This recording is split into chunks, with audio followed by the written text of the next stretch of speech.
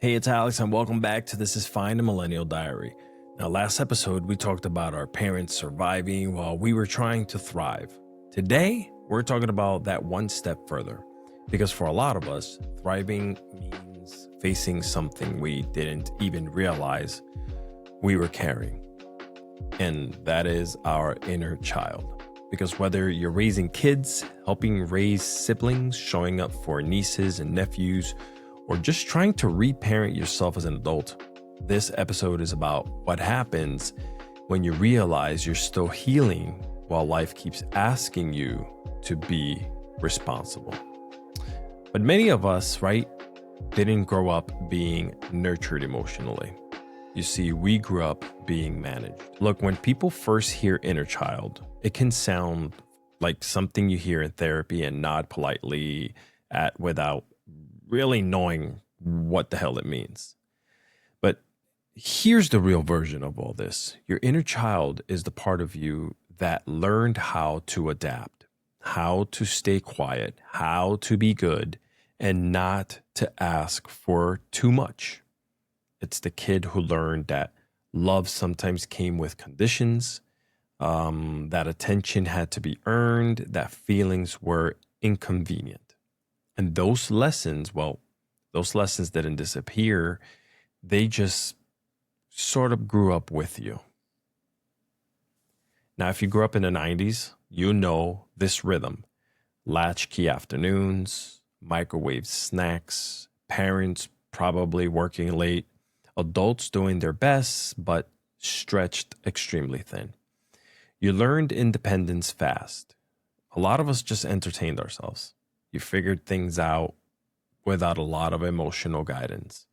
Now, in my case, in many Hispanic households, especially kids were expected to mature quickly, right? You helped with siblings, you translated for adults, you carried responsibility before you had language for feelings. Well, that's something we never really spoke about because you weren't asked how you felt. You were asked if your homework was done.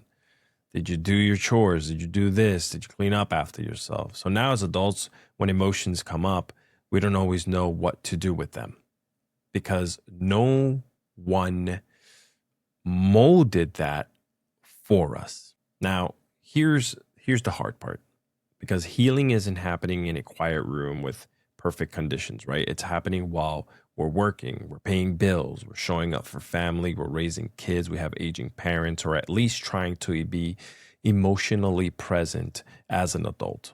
Some of us are parenting children. Some of us are parenting our own parents emotionally as well. Some of us are parenting ourselves for the first time. And that can feel overwhelming because you're learning how to regulate emotions while teaching someone else how to do it, right? You're learning patience while trying not to repeat certain patterns. You're learning how to give comfort when, honestly, you never really received it. And that's hard for a lot of us who grew up in that era. Now, if you're raising kids or even just imagining how you would, there's often a lot of guilt. Guilt for doing things differently than maybe your parents did. Guilt for being softer. Guilt for validating emotions instead of shutting them down. Now, especially, I would say in families where toughness was survival. You might hear, we didn't do all that and you turned out fine. That's a big one. Or you're too sensitive. Or they need to toughen up. But what they really mean is we didn't have the space to do it differently, okay? You see, breaking cycles doesn't mean blaming. It means you choosing some type of awareness. And for us, that awareness is either there or not, hidden.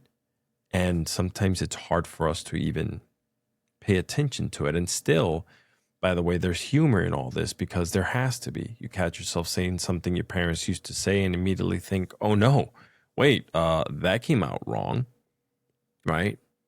You overcorrect, you apologize, A lot of us out there maybe are Googling gentle parenting at 1 a.m. when you're sitting there, laying in bed, whatever. You're trying so hard not to mess it up that sometimes you forget you're allowed to be human too. We laugh because parenting, literal or emotional, is pretty messy. Healing isn't linear. And sometimes the best you can do is show up and try again tomorrow. That's all we can really do. Now, millennials are healing mid-flight right now. Okay? We're unpacking childhood while managing adulthood. We're learning emotional language later than we should have to. And this is my comparison segment right here. Because Gen Z, on the other hand, is growing up with words for feelings. You see, they're being taught boundaries early. They're encouraged to talk about mental health openly. And while they're not immune to a struggle, I mean, we know that. They're entering the world with tools many of us had to find on our own.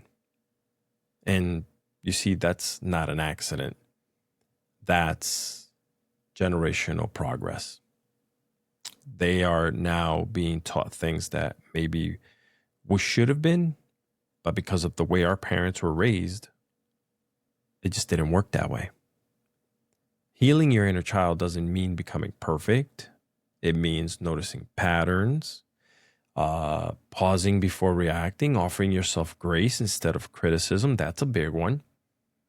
It means saying stuff like, it makes sense that I feel this way. I didn't want or I didn't get what I needed, and that matters, right? I can give myself something different now. Because whether you're raising kids or just raising yourself, healing is choosing presence over perfection. And we're kind of stuck in a world right now where we just want perfection all the time. You know what's better than not being perfect? It's not being perfect. Let's just be honest. So let's answer the question, how do we heal while still showing up for others? And I would say that by remembering that healing doesn't require finishing first. It happens alongside life in real time, in a lot of imperfect moments. We're not behind. We're early in a conversation that no one taught us how to have. And that's very, very important. Very important for you to know for yourself.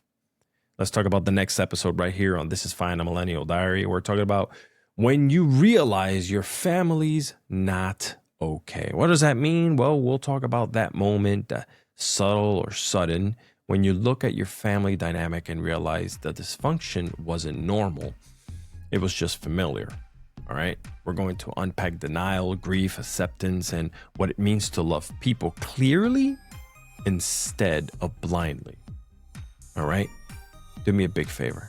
Make sure you're subscribed, and you can find everything, and I mean everything, the podcast, YouTube, the socials, all by heading over to alexiscardoza.com.